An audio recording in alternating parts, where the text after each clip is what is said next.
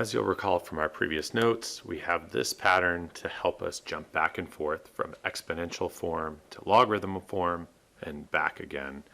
And then always we want to remember that a logarithm is an exponent in that the input into an exponential becomes the output of a logarithm. So whatever our logarithm equals is an exponent if we write it in exponential form. The easiest way for us to evaluate logarithmic expressions like the ones we see here is to rewrite them as exponentials. And so what I'm going to do is I'm going to set each of these equal to x and then see what it looks like when I rewrite it in exponential form, a form that I'm more familiar with. So the base of my logarithm becomes the base of my exponential. X, what my logarithm equals, becomes my exponent, and then the input into my logarithm becomes the output of my exponential, so 243. And so now I want to see if 243 is a power of 3, and indeed it is. If we start dividing by 3, we're going to find that 243 is 3 to the 5th power. 3 times 3 is 9, times 3 again is 27, times 3 is 81, times 3 a 5th time is 243.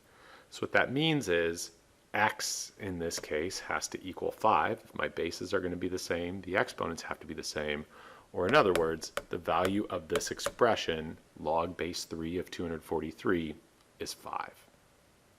If we jump to the second example and approach it the same way, hopefully this will start to make a little bit more sense. So again, I'm going to take this expression, I'm going to set it equal to x, so I write it as an equation so that I can then rewrite it as an exponential and see where this leads. So the base of my logarithm is 5. My exponent is going to be what the logarithm equals, since a logarithm is an exponent. So I've got 5 to the x equals 125. And so now, hopefully we recognize 125 as being a power of 5, but if not, we can start to divide 125 by 5, and we're going to find that 125 divided by 5 is 25. If we divide by again, we get 5, meaning that 125 is 5 to the 3rd, so that means this expression equals 3. So again, the idea is we're rewriting these problems in exponential form since they're more familiar, and then working to see if we can piece together what the exponent needs to be to make the problem work, which gives us the value of the expression. For the next one, I'm going to set it equal to x. So now the base of my logarithm becomes the base of my exponential. A logarithm is an exponent, so there's my exponent x equals the input into the logarithm becomes the output of my exponential. And so for this one here, I see 64 in the denominator. I do know that 64 is a power of 4.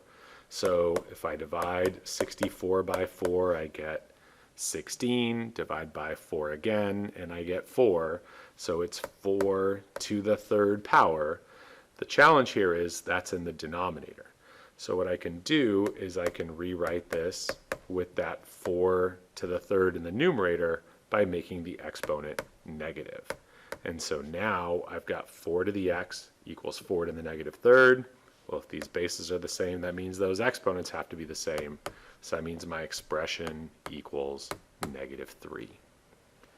For the last one of the set, we've got the base of our exponential is going to become the base of my logarithm.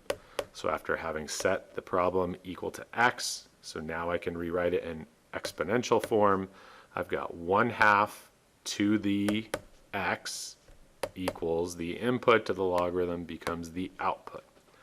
And so in this case, I've got another conflict where I've got a fraction on one side and then I've got a whole number on the other. So the workaround I can use on an example like this one is I can rewrite 1/2. Think of this as 2 to the 1st in the bottom. So instead of 1 over 2 to the 1st in the bottom, I can make it 2 to the negative 1st on the top. And so that's then being raised to the x power, and so then that equals 32. So When I raise an exponent to an exponent on this left-hand side, we multiply exponents based on our rules of exponents. So I've got 2 to the negative x over here on the left. And on the other side, 32 is indeed a power of 2. If I keep dividing by 2, I'll find that it's composed of 5 2's, a number we've seen before, so 2 to the 5th. So now I can set those two exponents equal to each other. As long as the bases are the same, the exponents must be the same. So negative x has to equal 5, which means that positive x, after I divide by -1 on both sides, has to equal -5. So that means the value of this expression is -5. So in all of these cases, we're rewriting the logarithm as an equation first by just setting it equal to x. Then we're able to rewrite all of these in exponential form. And then we're using our knowledge of exponentials to help solve and then ultimately evaluate these expressions rather than trying to struggle through them while they're still in logarithm form.